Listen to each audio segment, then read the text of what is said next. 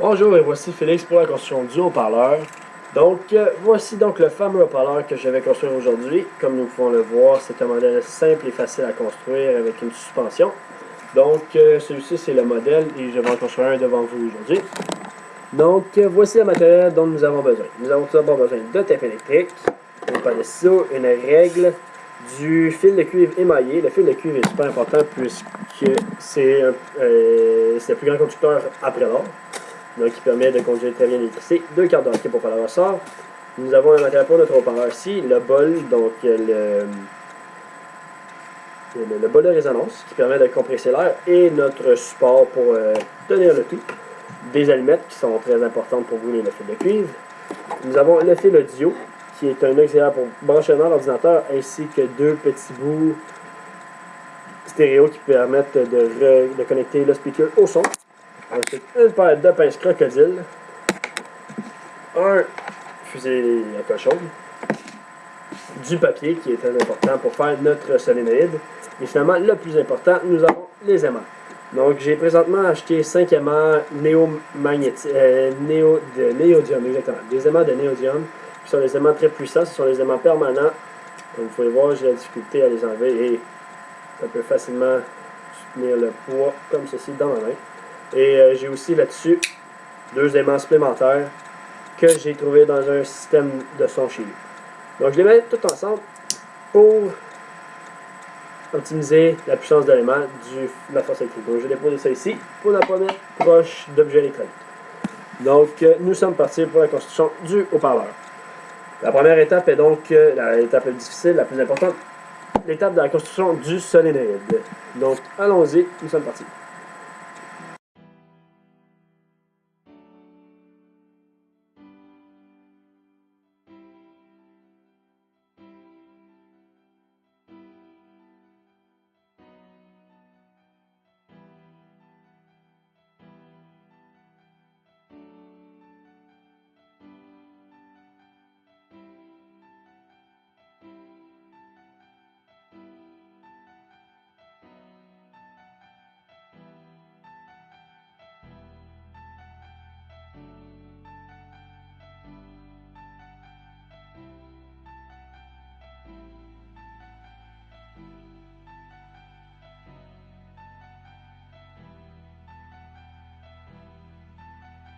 Vous voyez ici ce que nous allons construire. Le solénoïde, pour maximiser sa puissance, nous devons effectuer le plus grand nombre de tours possible avec le fil de cuivre qui est ici. Comme nous avons vu dans le cours, pour maximiser la puissance d'un solénoïde, il faut maximiser le nombre de tours ainsi que maximiser la longueur de celui-ci. Et donc, pour maximiser, je ne vais pas me contenter de faire une seule rotation autour du solénoïde d'une fois.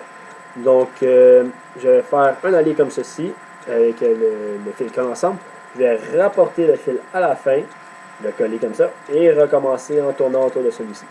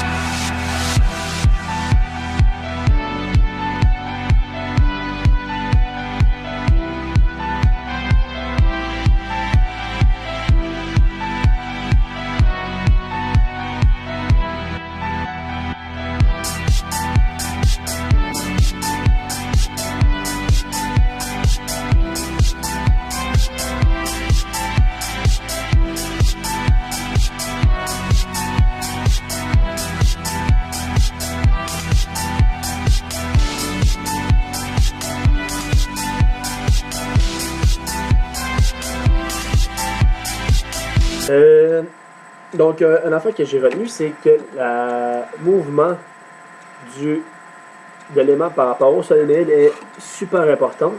C'est pourquoi au début j'ai fait un petit truc. Oui, j'enlève l'aimant. J'ai mis 2 étages. Oh, on voit que les mains avec le ciseau. J'ai mis 2 étages de papier. Donc, je vais juste enlever un étage de papier comme ça. Ça là évite que le haut-parleur colle trop, avec l'élément colle trop avec le solénoïde, avec le papier entouré. Donc vous voyez, celui-ci permet de bouger très facilement. Et voilà.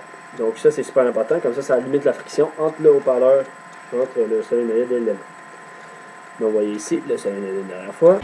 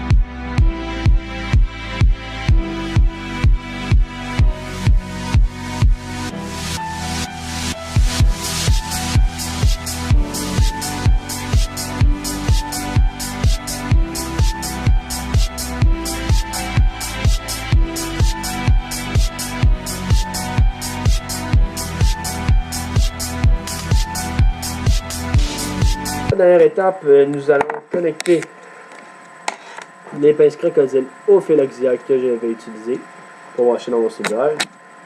Les fils comme ceci, qui vont être chacun connectés sur un des embouts du fil ici.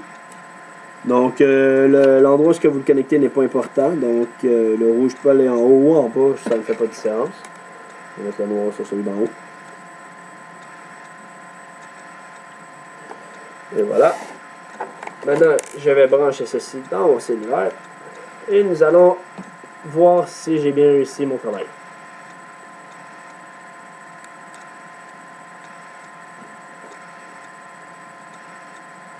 Et voilà, nous entendons vraiment pas fort, mais il y a du son qui sort du haut-parleur. Donc voici comment nous faisons un haut-parleur.